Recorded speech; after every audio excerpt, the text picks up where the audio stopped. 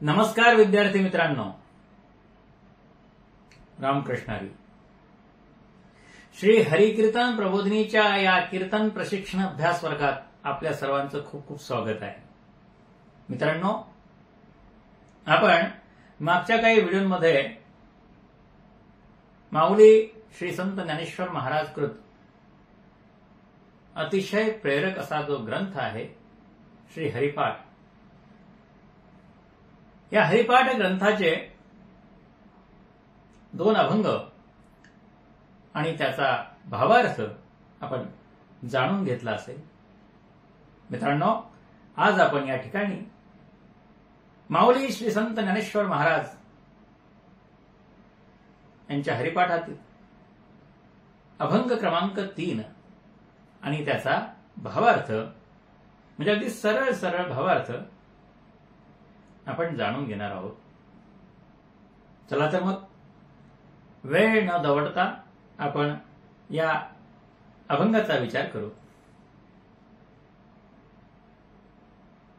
माऊली ज्ञानेश्वर महाराजांचा हा जो 3रा अभंग आहे तो अभंग असा आहे. त्रिगुण सार, निर्गुण हे सार, सारा सार विचार हरिपाठ. सगुण निर्गुण गुणांचे अगुण, हरी विणे मन व्यर्थ जाय. अव्यक्त निराकार, नाही ज्या आकार, जेथुनी चराचर त्यासी भजे. ज्ञानदेवा ध्यानी रामकृष्ण मनी, अनंत जन्मानी पुण्य होय. हरी मुखे म्हणा, हरी मुखे म्हणा, पुण्याची गणना कोण करी. मित्रांनो, आता आपण या अतिशय सुंदर आणि रसाळ अशा अभंगाचा तितकाच सुंदर आणि रसाळ असा भावार्थ जाणून घेणार आहोत. सरळ सरळ भावार्थ पाहताना आपण जेव्हा पहिल्या चरणाचा विचार करतो तेव्हा माऊलींनी काय सांगितलंय? त्रिगुणासार, निर्गुण हे सार, सारा सार विचार हरिपाठ. मित्रांनो, त्यामुळे पहिला मुद्दा निर्माण होतो की त्रिगुण म्हणजे काय. 3 प्रकारचे गुण आहेत. पहिला गुण सत्वगुण, दुसरा गुण रजोगुण आणि 3रा गुण तमोगुण. आता या गुणांमुळे काय होतं? तर मित्रांनो, आपण ही जी संपूर्ण चराचर सृष्टी पाहतो आहोत, ही सर्व साकार सृष्टी, हे सर्व जग असार म्हणजे नश्वर आहे. दुसरा महत्वाचा मुद्दा निर्गुण म्हणजे काय? तर जो परमात्मा आहे तो निर्गुण आणि निराकार आहे आणि हेच समजून घेणं म्हणजे ते खरं सार आहे. भगवंत परमात्मा हेच एक खरे अविनाशी तत्व आहे. पण हे तत्व जे आहे ते कसं जाणून घ्यायचं, ते जाणून घेण्याचा मार्ग काय आहे? मित्रांनो, ते जाणून घेण्याचा मार्ग अत्यंत सोपा आणि सुलभ आहे. हरिपाठ करा, हरिनामाचं स्मरण करा. हरिनामाचं स्मरण केल्याने हा जो सार आणि असार आहेत याचा विचार जो आहे तो आपल्याला समजून येतो, असं माऊली या अभंगाच्या पहिल्या चरणातून आपल्याला सांगतात. मग माऊली दुसऱ्या चरणात काय सांगतात? सगुण निर्गुण गुणांचे अगुण हरिविणे मन व्यर्थ जाय. सगुण म्हणजे काय? सगुण म्हणजे गुणांनी युक्त असलेले. मग निर्गुण म्हणजे काय? निर्गुण म्हणजे गुणरहित.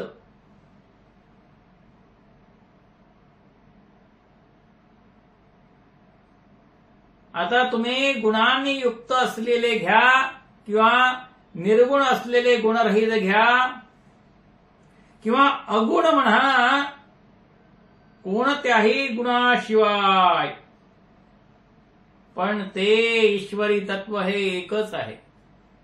आणि ते म्हणजे काय? ते तत्व काय आहे? तर ते तत्व म्हणजे श्रीहरी. आणि अशा या श्रीहरीचं आपण जर नामस्मरण केलं नाही तर सर्व काही व्यर्थ आहे, सर्व काही फुकट आहे, सर्व काही वाया जाणार आहे. अतिशय सोपी गोष्ट आहे. तिसऱ्या चरणामध्ये माऊली आपल्याला सांगतात, अव्यक्त निराकार नाही जा आकार जेथुनी चराचर त्यासी भजे. काही ठिकाणी हरीसी भजे असाही पाठ मला आढळलेला आहे. मित्रांनो, हे जे ईश्वरी तत्व आहे ते हिंदू धर्म, सनातन धर्म ही आपली सनातन संस्कृती मानते की ते कसं आहे तर निर्गुण आहे. निर्गुणच आहे असं नाही तर ते अव्यक्त आहे आणि ते निराकार आहे. म्हणजे त्याला कोणताही असा सांगता येण्याजोगता आकारच नाही. आणि तरीही काही मूर्ख मंडळी हिंदूंना मूर्तीपूजक म्हणतात. अहो, आम्ही मूर्तीमध्ये परमेश्वर पाहतो म्हणून त्या मूर्तीची पूजा करतो. आणि जसा आम्ही मूर्तीमध्ये परमेश्वर पाहतो तसा जिवंत माणसांमध्ये परमेश्वर पाहतो. जळी स्थळी काष्टी पाषाणी भगवंत पाहतो. आणि म्हणून आम्ही हिंदू आहोत. हे आमचं हिंदूपणाचं व्यवच्छेदक लक्षण आहे. आम्ही कुठल्याही प्रकारे सृष्टीची विभागणी करत नाही की हे धर्मरहित आणि हे धर्मसहित. आम्ही सर्व चराचर सृष्टीमध्ये भगवंताला मानतो कारण आम्ही हिंदू आहोत. त्याच्यामुळे हे ईश्वरी तत्व हे कोणताही आकार नसलेलं असं निराकार आहे.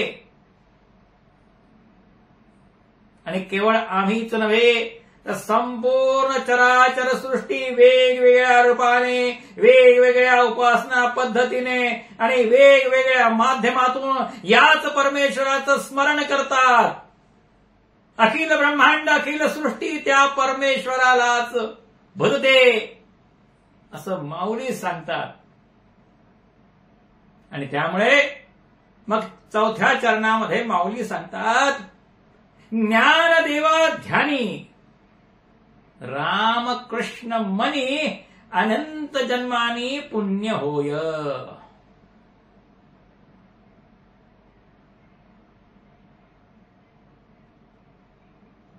काही लोक भगवंताचं ध्यान करतात काही लोक भगवंताचं ध्यानच करत नाही, कारण त्यांच्याकडे वेळच नसतो. त्यांचा वेळ सगळ्या फुकटच्या गोष्टीमध्ये निघून जातो आणि ते त्यांना कळत नाही. त्यांना म्हणतात की आम्ही बिझी आहोत. खरोखर they are always busy with nothing, because they don't know the thing and there is only thing. Shrihari Shrihari Shrihari.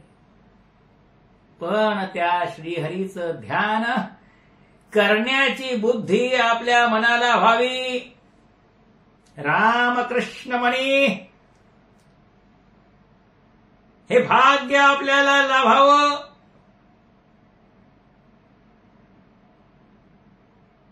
तर अनंत अनंत जन्माचं जे पुण्य आहे ते पुण्य आपल्या गाठीशी असावं लागतं. जो फाटका आहे, जो भिकारी आहे, ज्याच्याकडे खडकू नाही, ज्याच्याकडे फुटकी कवडी नाही, तो सोनाराच्या एअर कंडिशन नसलेल्या चमकणाऱ्या अशा संगमरवरी आकर्षक नयन मनोहर दुकानात प्रवेश करून काहीच खरेदी करू शकत नाही. फुटक नशीब असलेला कम नशिबी मनुष्य हरिनाम घेऊ शकत नाही. ज्याच्या गाठीशी अनंत जन्माचं पुण्य असेल त्याच्याच मुखाने हरिनाम निघू शकतं. भगवान श्रीहरीचं नाम तो घेऊ शकतो. असं या चौथ्या चरणामध्ये माऊली सांगतात. आणि म्हणून शेवटी पुन्हा माऊली आपल्याला आठवण करून देतात. कुठली आठवण करून देतात? हरिमुखे म्हणा, हरिमुखे म्हणा, पुण्याची गणना कोण करी. मित्रांनो, इतक्या सोप्या सुलभ पद्धतीने माऊलीने जनजागरण केलं, समाज प्रबोधन केलं. पण त्या काळातही समाजाने हे जाणून घेतलं नाही. आताही समाज त्याच्याकडे दुर्लक्ष करतो. ही अत्यंत दुर्भाग्याची गोष्ट आहे. ठीक, सरळ भावार्थ या ठिकाणी संपला. थोडं आपण विवरणाकडे बघूया. आणि तुम्हाला माहित आहे की याचं तपशीलवार विवरण आपण पुढे करणारच आहोत.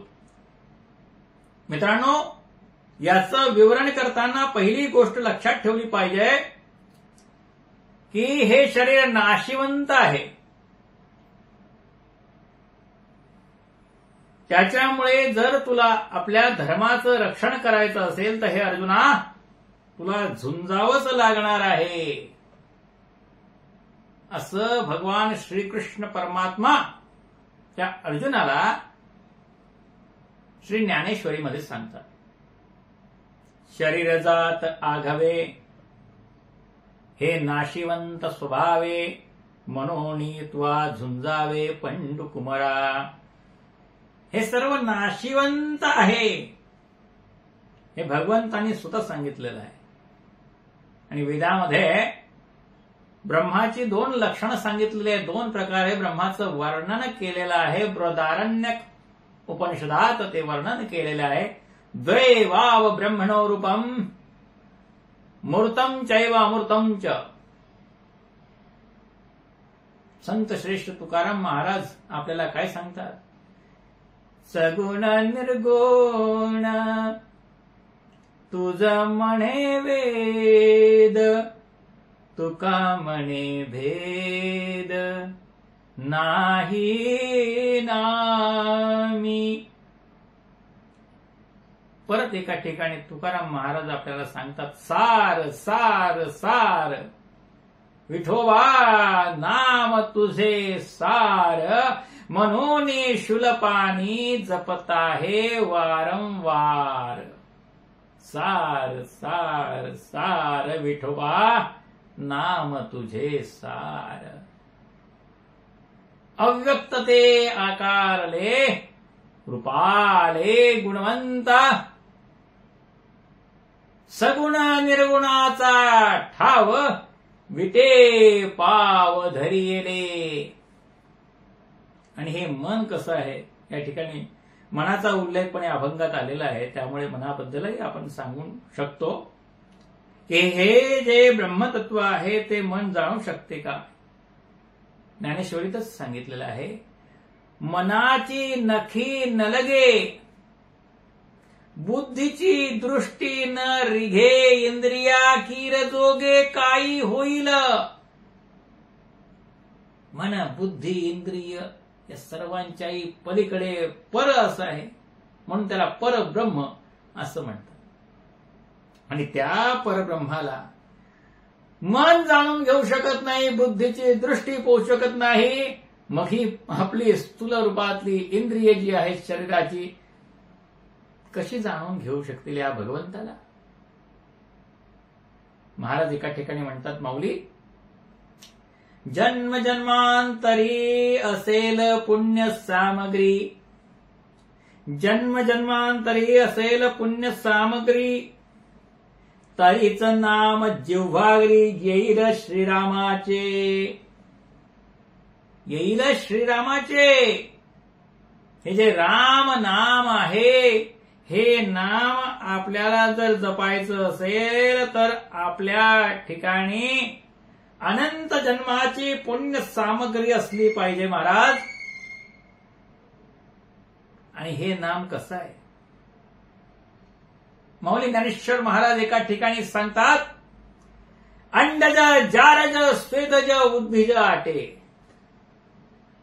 हरिनाम नाटे ते बरवे, जे नाटे ते नाम चित्ती, रखुमा देवी प्रती विठ्ठलाचे, विठ्ठल विठ्ठल विठ्ठल विठ्ठल. किती बोलावं, याच्यावरती खूप काही बोलण्यासारखं आहे.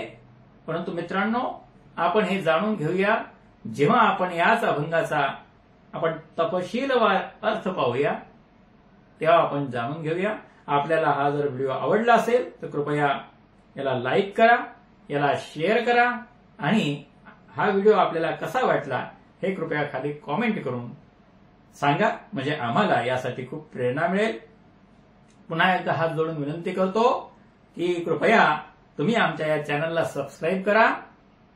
चॅनलला जर सबस्क्राईब केलं असेल तर पुन्हा आपल्याला प्रार्थना करतो की तुम्ही या चॅनलला जॉईन करा. खाली तुम्हाला जॉईन बटन दिसेल, त्यावर क्लिक करा आणि पहिली किंवा दुसरी या लेवलची मेंबरशिप घ्या आणि आम्हाला अर्थपूर्ण सहकार्य करा. एवढीच एक विनंती आपल्या चरणी करतो आणि या ठिकाणी थांबतो. पुढच्या व्हिडिओत अवश्य भेटूया. रामकृष्ण हरी, रामकृष्ण.